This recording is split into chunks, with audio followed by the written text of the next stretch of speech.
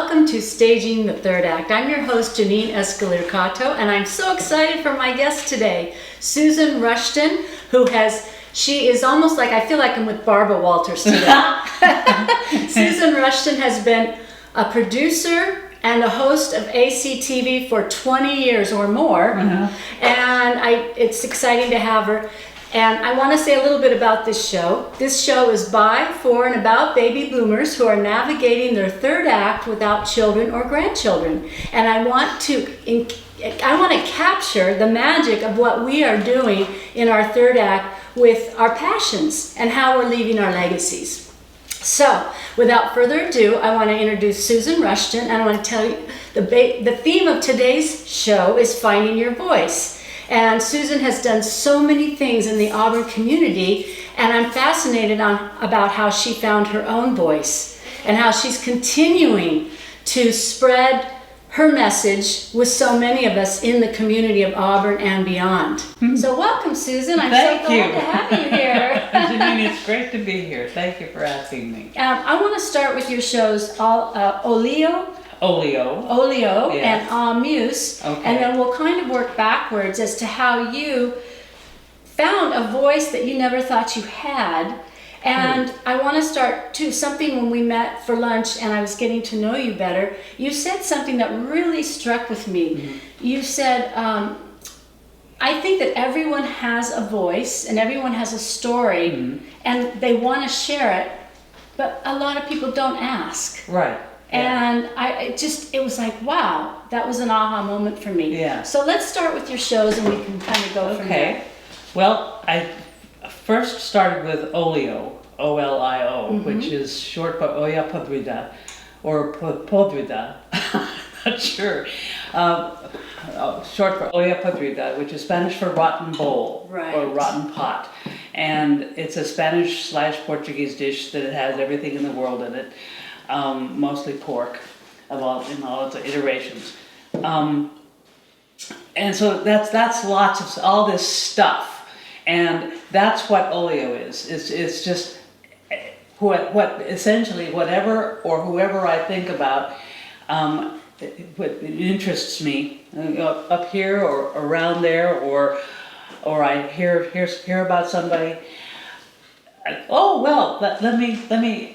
If I'm interested, I know I'm not unique. I've learned that. If I'm not unique, other people feel the same way. Even though sometimes if one wants to feel unique, one has to be aware that one isn't. That's the uniqueness of it, right? Yes. So I assume that if I'm interested, other people will be interested. So Think about something that you're interested in, and that's the kind of people I will bring in. And that includes everything, and nothing is sometimes it might be somebody who I don't know, breaks open her own skin to do something with it, or I don't know, I'm just thinking or not thinking. But it runs the gamut. It runs the gamut. One person's attitude, interest, doing what one person does is not going to be connected in any way to the next time I have somebody on Olio, and that includes everything except artwork. Oh. And art is very vast. It is. And so, when I was really getting tight with the Auburn Symphony, I started another show. My second show started that I called People of the Symphony, and I wanted to interview anybody and everybody who played for the symphony, and I got lots of people, and sometimes people who play for the symphony are very shy and really don't want to talk about themselves and I understand that. It's not me, they say, it's my instrument. Interesting. It's the instrument that's doing this. I'm playing the instrument, but it's the instrument that's important. Plus, I'm not by myself. Interesting, yeah. Yeah. It's a Well, good- so no, I don't want to. I don't want to be out there front and center. Sure. And so that's okay. So that lowered the amount, the number of quote artists I could talk to. So I expanded it to people who are artistic in a variety of ways: singers, painters.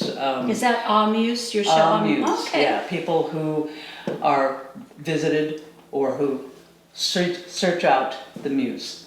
Interesting. Yeah. So it's kind of like two sides of your personality. Yeah, okay. You're very eclectic and you have interests in everything, but you're also an artist. Thank you. So it's kind of like two sides. And I think the reason why we do our shows is because it's our passion of things that we love and we Yes. want to reflect. Yeah.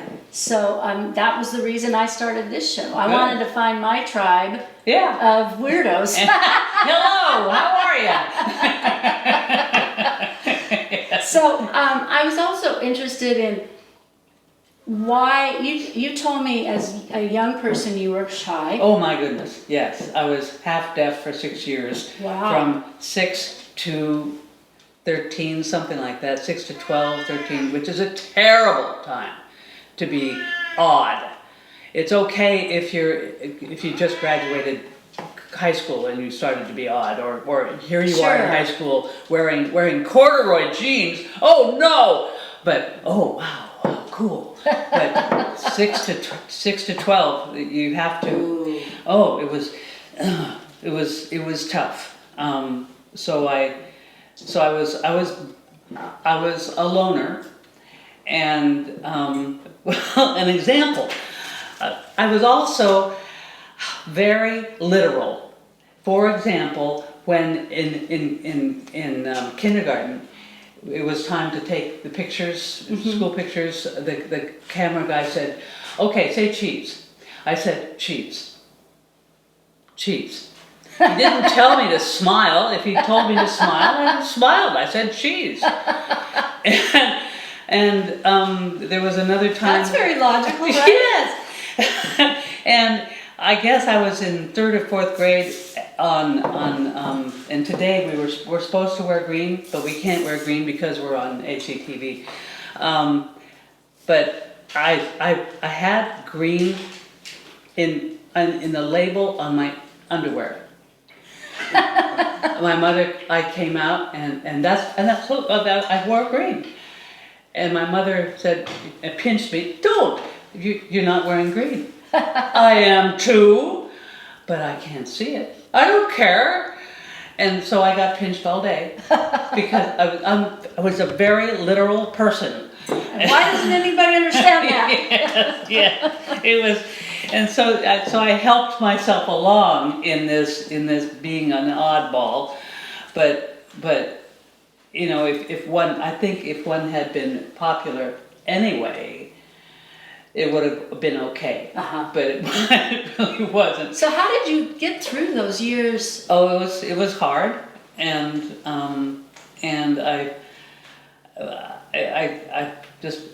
high school was different. It was better, Oh, good. but still hard. And college was hard, but I got better, and better, and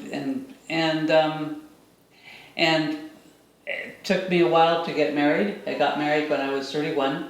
I was 29 Yeah, the first time I got yeah. married. Almost 30. And it was so one gets the power to continue, Yes. to be oneself. Yes. I didn't change that much. I just talked more. So how did you find your voice in a public way? Because you're very public. Yeah. Well, I was a teacher. Oh, that helps. Yes. That does help, and I helped. Even better was that I taught at the college level. I taught English and literature, and oh my, okay. And then we came to Auburn, and I finally ended up at the Auburn Journal. Oh, wow. We came to Auburn in 1985, and in around 1987 I started working for the Journal, and I thought, okay, working for a newspaper means writing all the time, and that's all I have to do is write. But no, working a newspaper is people are writing stories about other people, which means that you have to talk to people. You have to phone to people, you have to ask people questions, you have to know the best questions to ask, and if they won't answer, you have to figure out another way to ask that question. You have to ask, you have to talk to people, you have to phone strangers. Oh my God, that's not easy. It still isn't easy. Yeah. But, and sometimes they'll talk to you, sometimes they won't. And if they won't, well, thank you very much. I appreciate your taking the time. And you phone somebody else. Phone somebody else. What a skill. Talk to somebody. What a great skill for you to put together. Yeah, and it's very helpful because, like you said, like your reaction was, oh my goodness, when I said this. Everybody has a story. Absolutely. Everybody would love to tell it if only somebody would ask. I love that. And there are times at parties where I do all the asking and people do all the talking, and I'd like to talk too. And I understand that I get my kicks out of asking. Yes. And get my kicks out of writing about what I hear. And like there are times when people are asking, Susan, tell us, like you are saying, tell us. Yeah. That's nice. I know. Well, I traditionally am a talker, but I found that doing a show where I'm listening is a whole new adventure for me because I am a writer, and you're right. When you listen, you glean so much for your writing. Oh, sure. Yes. It's a two-way thing. Yeah. It's like, wow, if I listen, I get so much more enrichment in my work. Yes. And as I've aged, I'm not the center of the universe, believe me. And the older No, I am. You are. Right now, you are the center of the universe. And as I've aged, I've realized there's so much more in other people that I want to get from. Yeah. You know, I know who I am. I've been there and done that. I want to know other people. I want to glean what they have. Sure. So, yeah, I love being a host. I love learning and listening and... Sure, it's a lot of fun. It's fun. Plus, you get to have people say, oh, I saw you the other day. I'm not to that point yet. You've been doing it a lot longer than I have. I'm not to that point yet. Not that I care, but... Oh, but it's fun. Yeah. Yeah. So, you also mentioned clarity, how clarity is important. How does that work in with having people tell their story? Kind of talk a little about what you mean about your legacy is in clarity. Well, you and I are writers, and so is the handsome guy who's taking our photos.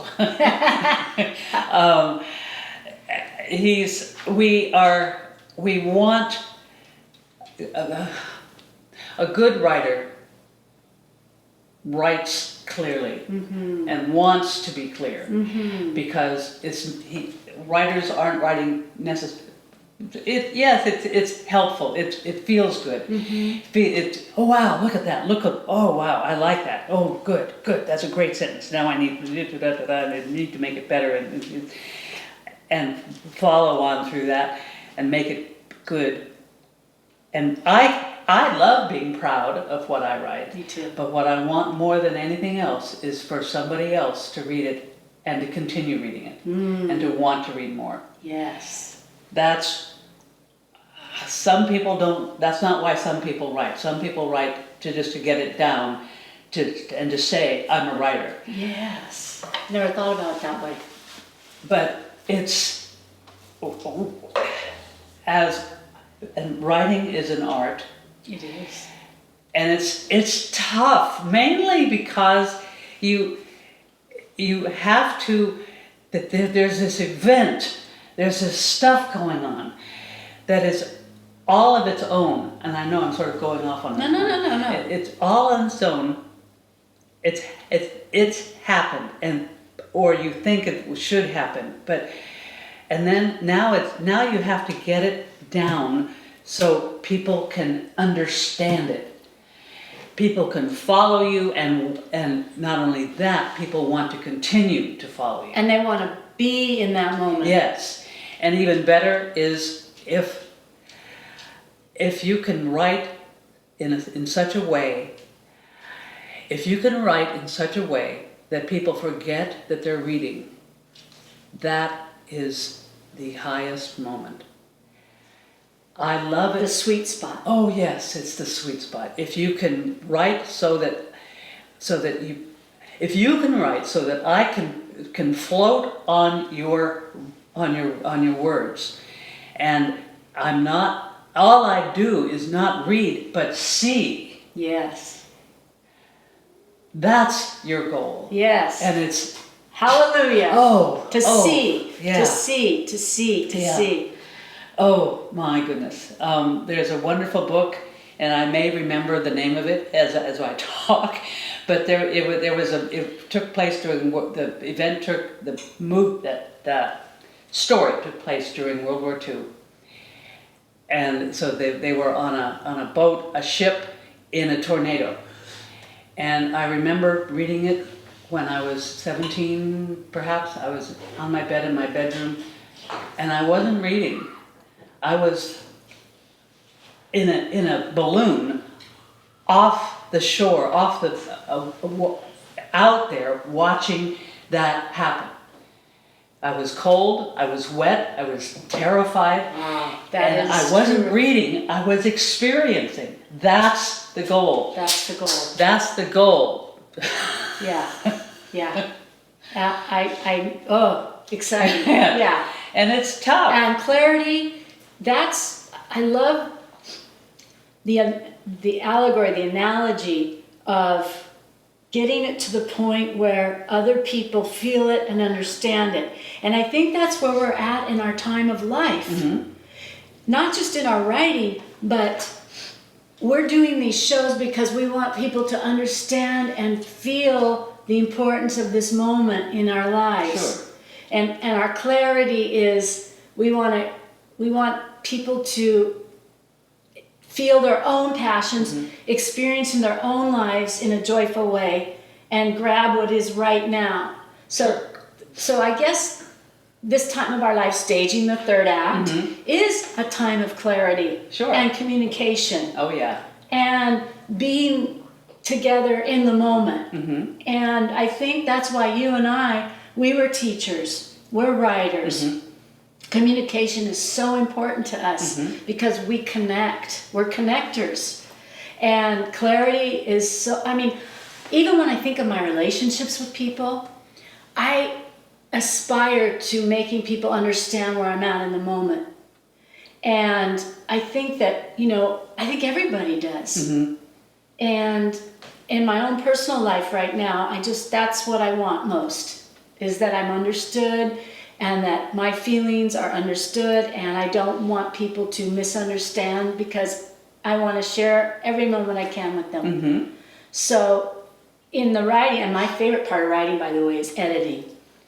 That's much easier than doing the writing. It is. I like to go back, like you say, and get out all the words that don't work. Yeah. And succinctly put it to where it stands alone and impactful. Right. I love that part of writing. But and so what is your experience when you were out there, when you were doing the Auburn Journal and you were interviewing people and whatnot?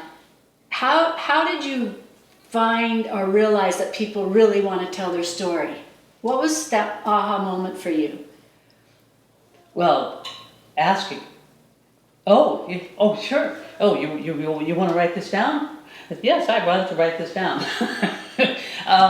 I do remember one time thinking, as I was wandering around during an event, I can't remember the event, but these are my people. Mine. I wasn't doing sports, I wasn't doing doing news. I was doing everything else. I was doing Human interest? human interest, yeah. And that includes everybody. I love that. Yeah, it was fun. Yeah. So in other words, you never came upon somebody who didn't want to share. Oh, sure. Yes. Oh, you did? No, I don't want to. No, thanks. Oh, okay. Thank you anyway. Okay. But they're unusual. I mean, not unusual, but they're few and far between. Right. Right. But most people would love to talk about themselves. Yeah. And sometimes they just don't get that chance. That's right. And they don't know how to start. Right. Absolutely. Yeah. It's like, oh gosh, it's like, Phil, can I stand? Okay, I can't stand. So there are, you see people having their picture taken, and they are doing this, not in front of their faces, but right where their legs catch themselves, and In front of their groin. yeah, they're covering up in the Bible, sort of like this. But if they don't, and that's not a good way to have your picture taken. I don't know why I'm going in this area, but the best way to have your picture taken is to do this. To just, instead of going straight on in the camera, and don't ask their permission when you're getting your license renewed. Don't ask if you can do that. Just do it. But sometimes they won't notice. And what is your philosophical reasoning for that? Oh, if we deserve as good photos of ourselves as cars do in car ads. You don't get you rarely get a picture of a car directly Straight on. or from the side. There's always an angle. Okay. You deserve better than this. This is better for this. And I don't know what that has to do with writing, but it just came to my mind. Maybe it has to do with we deserve to present ourselves Okay. Yes. in a way that is not apologetic. Yeah. In other words, like, Yeah. oh, I don't deserve to have my picture Yeah, taken, yeah. and I don't feel good about myself, and I'm ugly, Right. and blah blah. But it's more, I know who I am. Yes. Here I am. Yes. Yeah. Yeah. It's everyone has a story. You bet. And everyone counts, and everyone deserves to tell Yes. or be who they are. Mm-hmm. So be proud. Shoulders back. Yes. I noticed my last show. Because I like to watch the shows back to see how it goes for my guests to see how everything went, of course. And I only watch once. I don't watch twice because I hate to see myself in You video. do. Oh yeah, because who likes to? Even actors don't like to see themselves. But I noticed I was sitting kind of hunched over, and I thought, oh my God, what's that about? And I told myself, next time, sit Yeah. straight, Yeah. shoulders back, Yeah. be proud. But yeah, I get what you're saying. We are, I don't know what it is about humans who are raised in a society that beats us down and own it. Yeah. And I think that we are at a time in our lives and we should own it. Yes. And we are owning it. You and I are owning it. You bet. We're owning who we are, what we feel passionate about. Yes. And that's the beauty of staging the third act. Right. All the things we've been through, all the things we've learned, it's our time now. Sure. Everybody else is out having wonderful lives with their children and grandchildren, which I regret because I couldn't have children, and I would have loved that. But instead, we got to make our own legacies and leave the legacies to the world. And that's kind of why I do this show. Good. We're not done. Well, the Academy Awards, when those middle-aged women won the Academies, and Michelle Yeoh said, "Don't ever let anyone tell you you're not in your prime. Good. You know, ladies, don't let anyone tell you you're not in your prime. That's kind of what this show is. We're still making things happen. You bet. Yes. You know? And yay, yay for us. Yeah. Good. So anyway, back to all the things you've done. So you're doing some other stuff. Yes. Talk about that. Well, I wear 5 hats.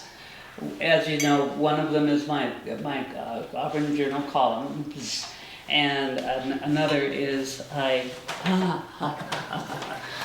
disappearing. Another is that I do auburnsilverscreen.com, Silver Screen Classic Movies, the first Saturday of the month at the Auburn Library. I show the movies 3 times at 12 noon, 3:30 and 7:30 p.m. That's always fun. on the first Saturday That's of the really month. fun. Yes, it is. I've been doing that this is starting our 25th year, I believe. Yes. And I also, sorry camera. I guess I didn't bring that. Oh well, maybe I did, yes. Sorry. Oh, see, look I'm being a little awkward. Isn't that, and that's okay. And that's okay. Yes. This is just a conversational, yes. and whatever happens, happens. And that's why I love this show. Yes. Oh, so we are, the Trivia Bee is the biggest on this piece of paper, but what I sort of wish that it wasn't. What I wish is that AAUW was the biggest. AAUW is a nonprofit organization in Auburn and elsewhere. And we raise money for scholarships for local women and girls. Nice. Yes, and I've been What is AA? It stands for the American Association of University Women. Nice. And it has changed over the years. We don't only include people who have graduated from college. If they have at least a 2-year degree, they're welcome, and it doesn't matter a male or female. Nice, very nice. Yeah. So the 5 things again: your show, the Silver Screen Classic Movies, AAUW. What is that? Auburn Journal. Auburn Journal. Let's see, ACTV Silver Screen. Well, you have 2 ACTV shows, so that's 5. I do Site Word Busters. Oh, what's that? Sitewordbusters.org, I believe. Sitewordbusters.org. It's been going for about 10 years in Auburn and elsewhere, but it started in Auburn. If you are remotely interested, you can help children from pre-K to 2nd grade. Go at least once for an hour every week and help them learn to read. Nice, I love that. Words that are hard. Hand is easy. H-A, hand. It has all the words, all the letters in there that make sense. Hand. Knife is not. English is a weird, crazy, stupid language. Yes. It's connected. It's got all this crud in it. All this. Oh, jeez, it's just crazy. But many other languages are not like that. Spanish is perfect. Yes. Spanish is perfect. Yes. If it has a letter in it, it You makes pronounce sense. it. You pronounce it and Yes. it makes sense. But we help. I go to a 2nd grade class at Rock Creek School 2 days a week for an hour or an hour and a half. Sometimes it's 2 because we're supposed to only have 2 minutes with them. But it's very hard. I will say this publicly: I fell in love with those children immediately, just immediately. How can you not? And I cannot. There's times when we just can't stop talking with each other, and that's fine with me.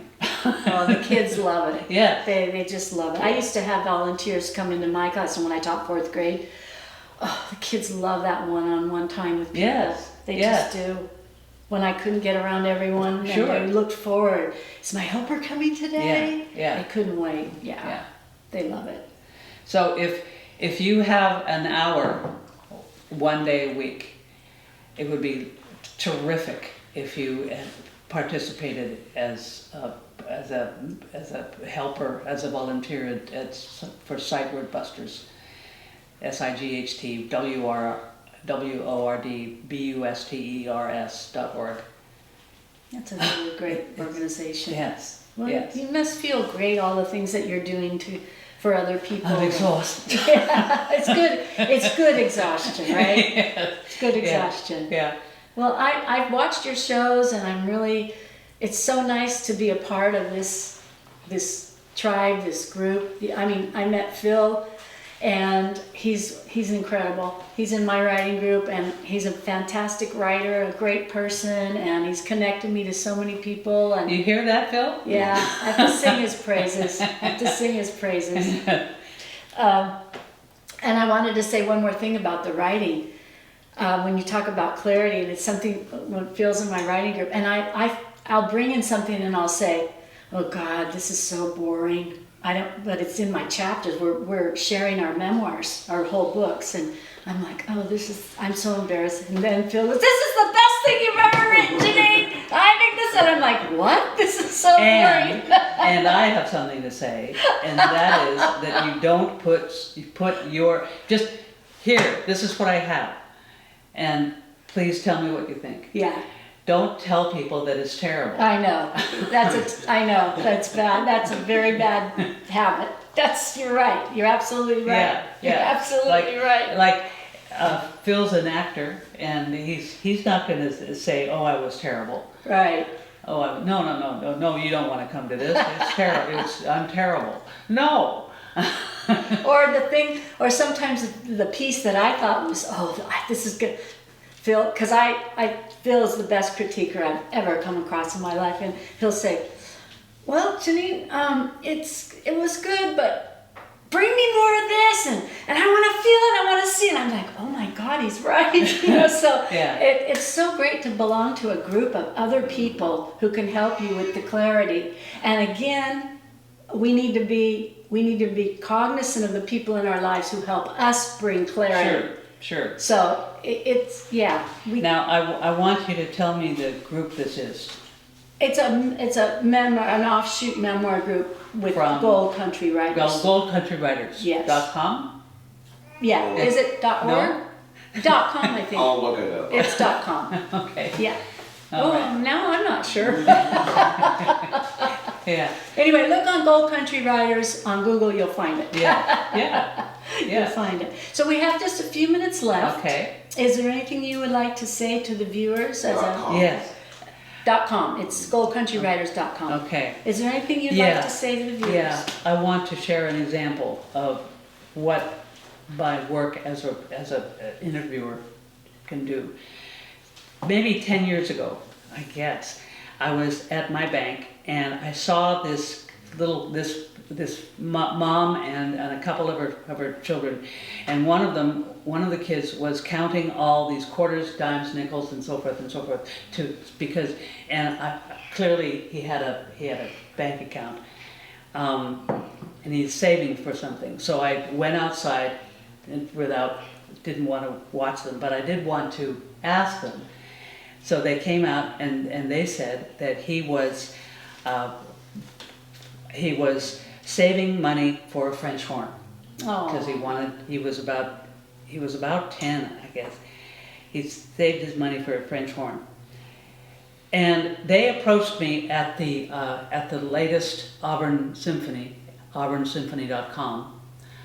If you don't know it, please investigate. They approached me after the last symphony and said, you're Susan Rushton? We met you at the bank 10 years ago, 9 or 10, and we want you to know that our son is now playing principal French horn at Jacobs School of Music at Indiana University. Wow. And he, every time I tell this, I get chills. Yay! To get there, he earned almost $100,000 in scholarships.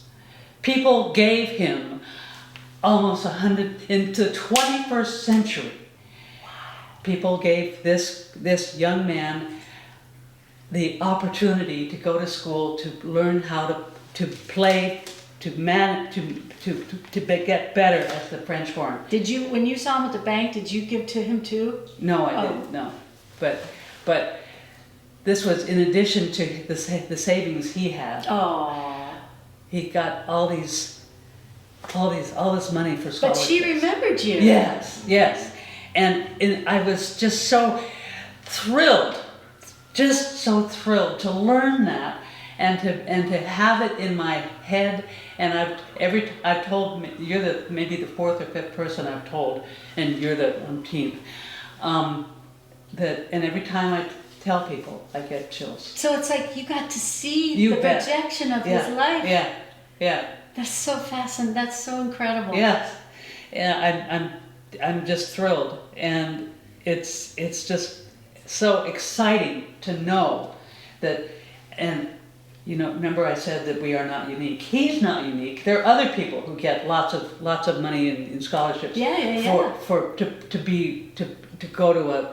To go and learn music at a university. And then there are others who get money to go and get to be a good writer. Yes.